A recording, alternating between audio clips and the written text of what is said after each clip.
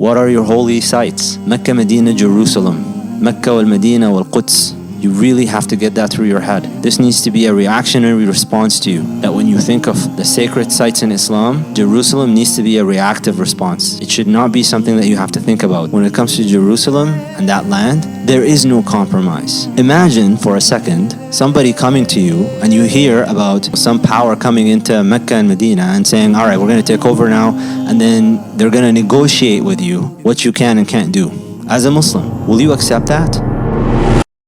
Now, it's important to really state something specific about Jerusalem and generally with regards to entitlement to land. There's one of the problems that I see in the response. The response, the outcry in the response, there are also lessons for Muslims to learn with regards to, why do we not? You have to remember that the land is God's.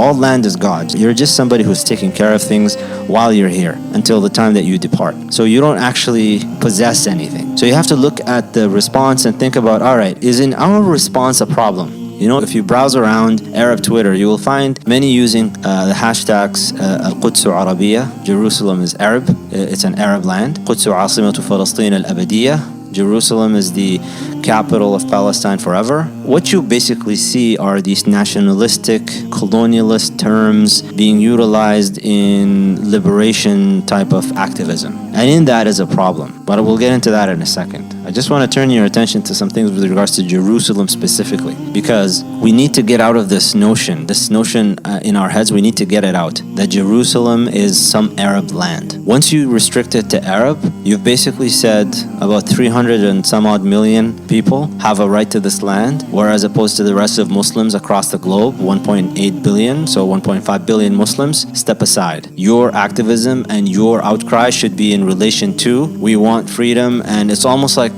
this language also, when you compare Palestine to South Africa and you talk about it in that term, all of this is just in terms of nationalistic and anti-colonialist type of discourses. And that you should not look at Jerusalem and that land in that term. This is a sacred holy land and it transcends your nationalism and your tribalism. Contrary to every discourse that you come across, this is not, for Muslims, this is not about nationalism. It's not just about that is part of it, but it is not the whole story. Jerusalem, for instance, for Muslims, you're talking about the first Qibla. Whenever you think of sacred land, most Muslims you talk to, they think of Mecca and Medina. Jerusalem, for many people, is something that they have to actively think of.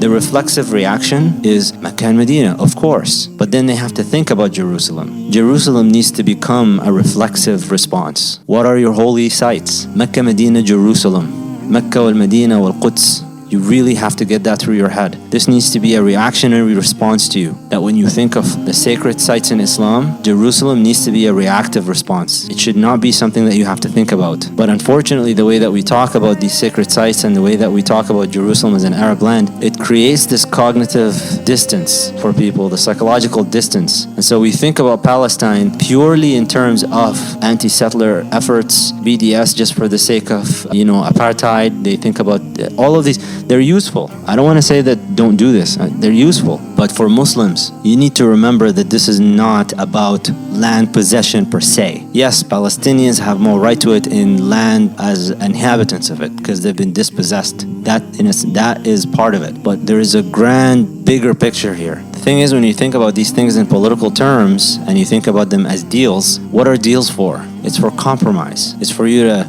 give some and take some. Well, you know what? When it comes to Jerusalem and that land, there is no compromise. Imagine for a second somebody coming to you and you hear about some power coming into Mecca and Medina and saying, all right, we're going to take over now, and then they're going to negotiate with you what you can and can't do. As a Muslim, will you accept that?